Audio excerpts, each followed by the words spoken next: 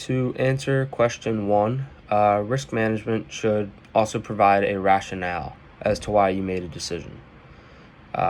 So the risk management cycle includes risk identification, risk evaluation, risk treatment, and risk management implementation. The best way to identify risks is by understanding what might occur.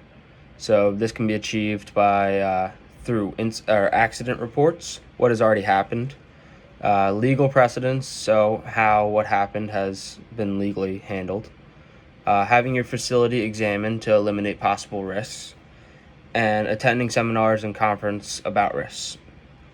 The most common way employers transfer risk is through purchasing insurance policies. Their insurance company would become liable rather than your company. You need to include frequency and severity in the risk management planning policy. And to implement the plan, you hire a risk manager or committee, provide that committee with authority, communicate the plan to all employees, utilize a good training program, and write out a thorough policy. Okay, now question 2.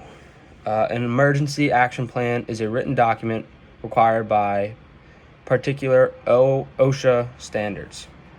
It is created to facilitate the employer and the employer's actions and the customer's actions in workplace emergencies. This plan is determined or crafted to handle how things are happening in the moment. Involves a team present at the facility who are prepared for the emergency, and it addresses any issues the facility might have, like what equipment is involved, and finally, how do we communicate. Crisis management, however, deals with disruption and unexpected events that are going to harm the organization, the public, or the stakeholders. So crisis management deals more with the aftermath, what happens after the emergency occurs. So not how to deal with an emergency. The critical components include who is addressing the media, which is one person, how to handle counseling of people involved, how do we restore the facility. We use the Cowboy Stadium as an example. How do we prepare for not being able to prepare for normal operating? And the major difference basically between the two is emergency action plan deals with in the moment, and crisis management deals with after the emergency occurs. Okay, now to answer question 3. Jenny is legally responsible for the injury. In this case, she was in charge of supervising the children due to a voluntary assumption of duty. So she obtained that assumption of duty when she decided to work for the summer camp, and she said, I want to volunteer for the summer camp. She was negligent of her duties as a camp supervisor and should have not been on her phone. She shouldn't have been texting her boyfriend. She should have been watching the kids. The accident definitely could have been prevented if she was doing her responsibilities and watching over the children. Question 4.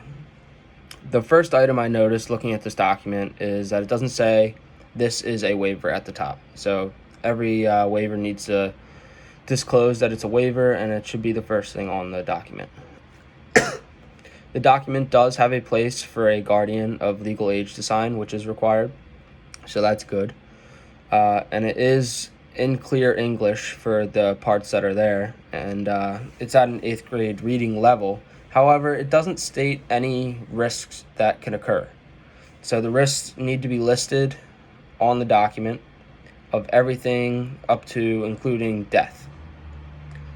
So anything that could possibly happen needs to be listed out and in clear 8th grade level reading level.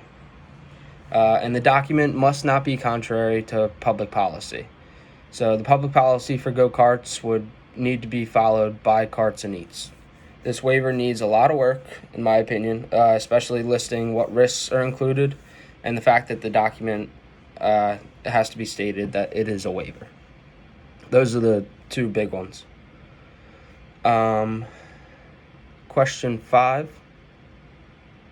The first way that the hiring procedure would change is by listing the policy for usage clearly in a document. So the employee will be drug tested if they're not obligated to medical usage before being allowed to work. A grace period of a year will be distinguished for employees to adjust to the new plan, so it's not just like sprung on them right away.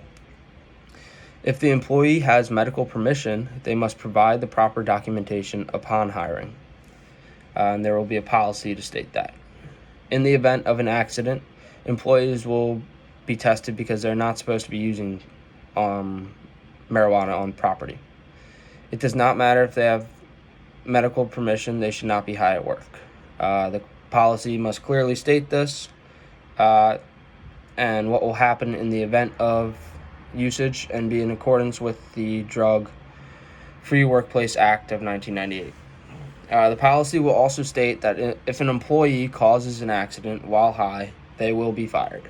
It doesn't matter if they are medically allowed or not. You're not supposed to be high at work, and it causes accidents. Employees who do not have medical permission will be drug tested before they are hired. In the event of an accident, the employee will definitely be tested. All employees will be subject to random testing with the exception of people permitted to use medically.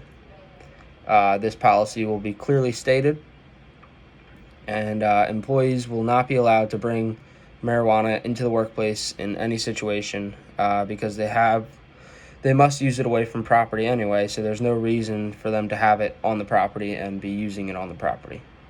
They can't bring anything on the property, they can't use it on the property, and it will be clearly stated that if they do bring it on the property, they will be fired. The company will not be tolerant of any off-duty misconduct either. So marijuana is considered illegal federally and is a Schedule I drug. So the policy will clearly state that any finding of usage recreationally will result in termination, and the employee will be fired. In the event of them being a medical user, it will be acceptable. All right, thank you.